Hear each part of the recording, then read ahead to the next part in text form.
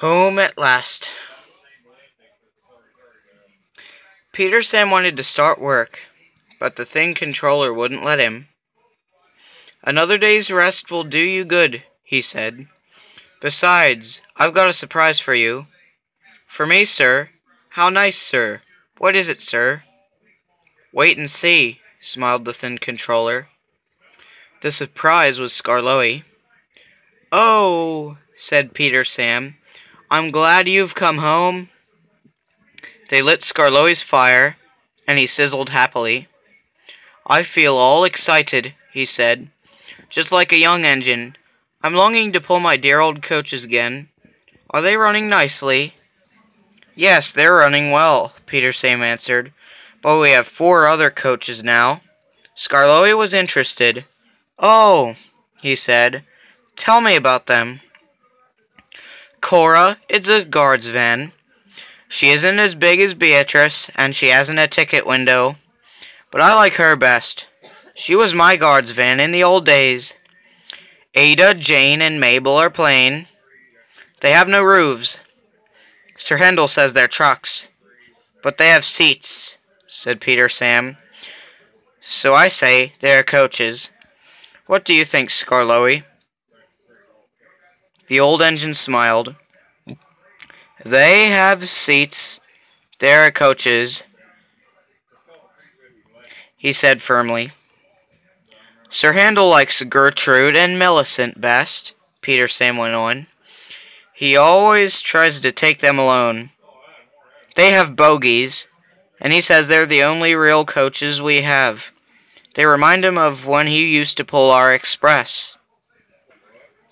Both have seats for passengers, but Millicent has a guard as well. He sells tickets and travels in a tiny cupboard place." "I don't like that," he remarked earnestly. "Guards are very important. They need vans. They shouldn't be put into cupboards." Skarloey said nothing, so Peter Sam continued. "Did Rusty help you off your truck?" "Yes. He says he's come to mend the line and do odd jobs." "I like him," smiled Skarloey. "So do I," Peter Sam explained. "How kind Rusty was when he had his accident. It's a pity Duncan doesn't like him." "Who is Duncan?" "He came as a spare engine after my accident." "Is he useful?" "He'll pull anything, and I'm sure he means well, but he's bouncy and rude. He used to work in a factory, and his language is often strong." "I understand," said Skarloey gravely. Just then, the telephone rang, and Skarloey's driver and fireman climbed into his cab. "Come on, old boy," they said. "Duncan is stuck in the tunnel, and we'll have to get him out." Skarloey was pleased. He wanted to run and look forward to meeting Duncan. They found Cora and some workmen and hurried up the line. "How nice and smooth the rails are," thought Skarloey. "They've mended all the old bumps. Rusty has helped to do that. I must tell him how nice it is." Duncan had stuck at the far end of the tunnel. His coaches were outside, and the passengers were helping the driver and fireman to dislodge some rocks wedged between the top of his cab and the tunnel roof. Duncan was cross.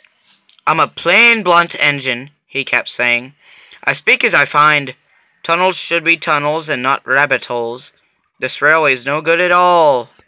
"Don't be silly," snapped his driver.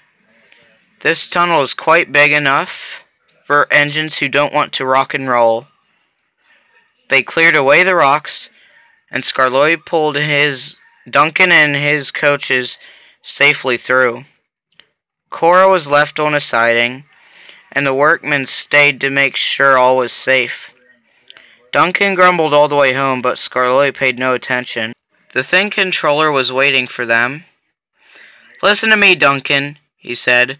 "There's nothing wrong with that tunnel. You stuck in it because you tried to do rock and roll. And if it happens again, I'll cut you down your cab, and your funnel too." Duncan, abashed, was neither plain nor blunt for a whole evening.